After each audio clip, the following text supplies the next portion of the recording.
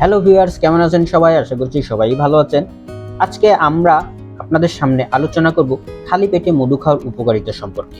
মধুর উপকারিতা সম্পর্কে আপনারা সবাই অবগত আছেন, কিন্তু খালি পেটে খেলে কতটুকু উপকার হয় বা কি ধরনের উপকার হয় তা আমরা হয়তো অনেকেই জানি না, আবার অনেকেই জেনে থাকতে পারি। তো চলুন আমরা দেরি না করে মূল আলোচনায় চলে যাই। জীবনকে মধুময় করতে মধুর খাদ্য উপাদান অনেক গুরুত্বপূর্ণ। প্রতিদিন সকালে খালি পেটে হালকা গরম পানিতে লেবুর রস ও মধু মিশিয়ে খেলে তা ওজন কমাতে সাহায্য করে। এছাড়াও এতে লিভার পরিষ্কার থাকে। শরীরে রোগ প্রতিরোধ করার ক্ষমতা বাড়িয়ে তুলতে পারে মধু, কারণ মধুতে আছে প্রচুর পরিমাণে মিনারেল, ভিটামিন ও এনজাইম, যা শরীরকে বিভিন্ন অসুখ বিসুখ থেকে রক্ষা করে। এছাড়াও প্রতিদিন সকালে 1 চা চামচ মধু খেলে তার ঠান্ডা, কফ, কাশি ইত্যাদি সমস্যা কমে যায়। এছাড়াও প্রতিদিন সকালে 1 চামচ মধু খেলে ঠান্ডা, কফ, কাশি ইত্যাদি সমস্যা কমে যায়।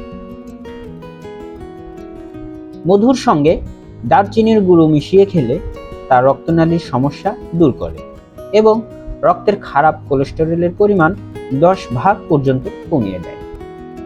মধু ও দারচিনির এই মিশ্রণ নিয়মিত খেলে হার্ট অ্যাটাকের ঝুঁকিও কমে যায়। হজমের সমস্যা দূর করতে প্রতিদিন সকালে মধু খাওয়ার অভ্যাস করতে পারে। মধু পেটের অম্লভাব কমিয়ে হজম প্রক্রিয়ায় সহায়তা করে। হজমের সমস্যা দূর করার জন্য মধু খেতে চাইলে প্রতিবার ভারী খাবার খাওয়ার আগে 1 চামচ মধু খেয়ে নিন। বিশেষ করে সকালে খালি পেটে 1 চা চামচ মধু কিন্তু খুবই উপকারী। মধুতে আছে প্রাকৃতিক চিনি, যা শরীরে শক্তি যোগায় এবং শরীরকে কর্মক্ষম রাখে।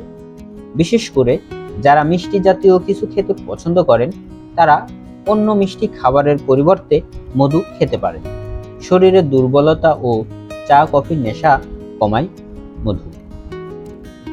তো ভিউয়ার্স, আজকে এই পর্যন্তই। আশা করছি আপনাদের এই তথ্যগুলো কাজে লাগবে। অনেকে হয়তো জেনে থাকবেন, আবার অনেকেই এই বিষয়গুলি জানেন না। তো তাহলে আজকে থেকে শুরু করুন। আপনাদের যদি এই উল্লেখিত সমস্যাগুলো আপনার ভিতরে থেকে থাকে, তাহলে অবশ্যই এই সিস্টেমে, এই নিয়মগুলো মেনে নিয়মিত মধু খেতে থাকুন। তাহলে হয়তো আপনার সমস্যাগুলো অচিরেই ভালো হয়ে যাবে। ডাক্তারের কাছে যেতে হবে না, প্রচুর টাকা খরচা করে ওষুধ খেতে হবে না। তো বন্ধুরা, যদি ভালো লেগে থাকে আমাদের ভিডিওটি, অবশ্যই লাইক দিবেন, শেয়ার করবেন এবং কমেন্টসে আপনার মতামত জানাবেন। এবং আমাদের চ্যানেলটি সাবস্ক্রাইব করে না থাকলে অবশ্যই সাবস্ক্রাইব করে যাবেন।